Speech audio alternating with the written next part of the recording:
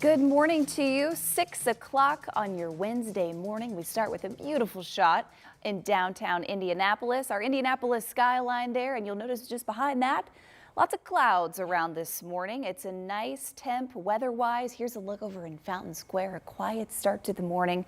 You'll notice the cooler temps today. You'll also notice the clouds.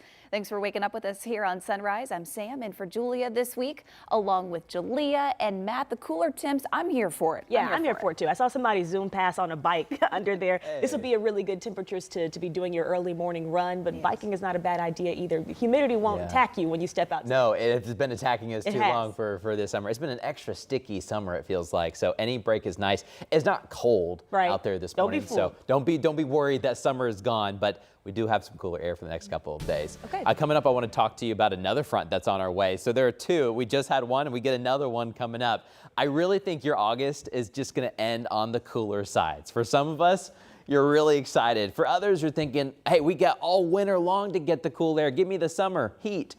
I think in September, we'll start to heat back up a little bit. We're not sure how much yet, of course. We're still, a couple weeks out, but I do think the rest of August will trend on the cooler side. This morning, we have a light north wind out there, just enough to keep temperatures 3, 4, 5 degrees cooler than they were yesterday morning. Now, in Richmond, Wayne County, we've had a bit of a stiffer wind out there this morning. We've been watching our temperature drop, but just a light north wind out there this morning, along with some of these clouds. But I want to show you the temperatures as you're waking up, headed out the door. A lot of low 70s and upper 60s north of Indianapolis. Muncie right at 70, Noblesville at 70, Tipton, the Blue Devils, we're sitting at 70. Good morning in Kokomo at 69. We're in the upper 60s in Tippecanoe County as well. Upper 60s for our northern suburbs from Zionsville to Carmel and Fishers, 70 in Greenfield. Martinsville, we're sitting at 72. Richmond, 71, and then more low 70s, upper 60s to the north. So very quiet out there this morning, but we are on the cloudier side. Here's the difference compared to yesterday morning. We're running 3 degrees cooler this morning in Indy, but notice the blue colors to the north and west. We've had a north wind for a little bit longer, so that's why we're running a little bit cooler. We'll continue to spread the cooler air farther south. The humidity is still out there just a touch. We'll completely knock it out with the next cold front, though, but we are getting a little bit of a break. In the meantime, it will be a cloudy start this morning. You won't need the sunglasses as you're headed out onto our interstates this morning, but we do have a lot of clouds that we'll track. Coming up, we'll let you know when we think the clouds may break a little bit. But gray start out there this morning, Lindsay, as we're hitting the roadways. Yes, it is, and we already have a crash that we're following out on the east side of town. This is at 6:02 in the morning. We have a partially blocked ramp system here, but we just had a couple tow trucks arrive on scene, so hopefully they can get this cleared up momentarily without much of an issue. Still looking at vehicles getting past the scene of this crash, so at least there is a partial opening here, not a complete blockage of this ramp, but it's I-70 eastbound to Shadeland Avenue. I want to show you where this is located on a map because I do think this could impact drivers here momentarily until they get the scene of this cleared. Located again on the east side of town, right there at the ramp system of I-70 eastbound, getting off at Shadeland Avenue. So this would be the area we would typically see a backup. I want to show you the camera that's located near there, Arlington Avenue. This is a look at both directions of I-70 out there on the east side of town. So we'll monitor this for you. Not causing any major issues from a delay standpoint either. So that is some good news, but we'll let you know when that ramp completely reopens. Lindsay, thank you. Right now, Metro Police are investigating 3 separate shootings happening all within an hour of each other overnight. This is a look at each of these scenes. 2 of those shootings were deadly. One of them happened on Indy's northwest side, while the other on Indy's east side. The third shooting also happened on the city's east side, and this morning, Anna Chalker is live at IMPD headquarters with the latest in this investigation and who that victim was. Anna? Ladies, IMPD calling that shooting senseless because the victim was a UPS worker who was just getting off of work when they were shot. So I want to take you back to that scene on the northwest side. Police telling us the shooting happened just before 10 p.m. last night.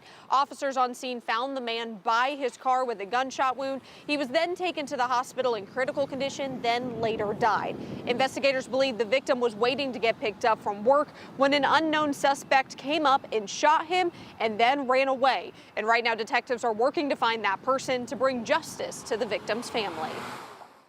This was such a tragic, senseless crime. Here you have a man working, doing what he's supposed to be doing, and ends up being the victim of a murder. So I can tell you right now, detectives are working hard to try to figure out who did this and bring them to justice. Right now, police do not have a description of what that suspect may look like, but they are asking anyone with information to give them a call. And like you ladies mentioned, this was just one of 3 shootings within a short time frame last night. So at 6:30, we'll take you to that other one on the east side where police say a woman was shot by her husband, who is now in custody. Much more to come. Anna, we'll see you at 6:30. Thank you. Well, just after that shooting, again, we told you back-to-back scenes that police were working. They were called to this one along Kenyon Street near 21st in Arlington. Police tell us the person shot is stable right now. Of course, it's still early on in all of these investigations. We'll be sure to keep you updated with developments as soon as we learn more. And if you have any helpful information, IMPD or Crime Stoppers wants to hear from you. That number is 262-TIPS. Neighbors have some safety concerns this morning after a shooting that killed an Indianapolis teenager. 17-year-old Xavion Whitlow died over the weekend. Police believe that happened during a party at a short-term rental near 22nd and College. Riley Watts has lived in that apartment complex since November, but now he says he's ready to move. Not just because of the shooting Sunday morning, but because of the short-term rentals and the problems there. And the sense of community has been just deteriorated because of not having that sense of security, because you look to your community as the people around you, your neighbors, your friendly neighbors, and you're dealing with people that are just randomly here. Now, we did reach out 2 days in a row to ask the apartment complex and their property team if short-term rentals are allowed and how they work. We did not get any specific answers back. Well, this morning, a new group is teaming up with the Hamilton County Coroner's Office to identify more victims of suspected Indiana serial killer Herb Baumeister. And the hope is that with more people, they can get this done faster. Marina Silva live in studio this morning with the push to identify these people. Good morning. Good morning, ladies. They're more than just human remains found on Fox Hollow Farms. There is someone out there missing them and looking for closure. Now, the nonprofit Jen Genies is teaming up with the Hamilton County Coroner's Office to identify more of suspected serial killer Herb Baumeister's victims and do it faster. The group is already starting their work. Jen Genies is a group of 8 trained volunteers who work the genetic puzzles to identify people, and they're working this case for free. It started last week when Hamilton County Coroner Jeff Jellison got a call from Jen Genies' executive director, Britta Brewer. She learned about what allegedly happened at Fox Hollow, and immediately she wanted to jump in and help. The team will now take remains of those found and analyze them through family trees, matching and identifying those victims. Coroner Jeff Jellison says it's been too long. So it's a slow investigation. We are not always at the top of the priority, and because of that, it's not moving at the speed that I'd like to see it move at. We have families that have waited 30 years for answers, and I don't want those folks to wait any longer than they have to.